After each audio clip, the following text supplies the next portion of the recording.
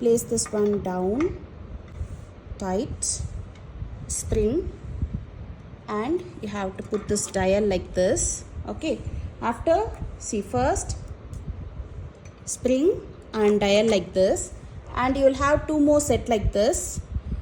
In this you have to put this dial inside. When you buy all these products, you will get along with that.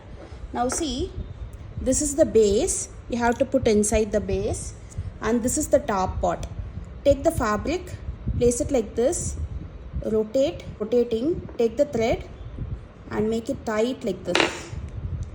Rotate and make it tight and tie it like this. Trim off the excess. Okay, after tying, trim off the excess like this.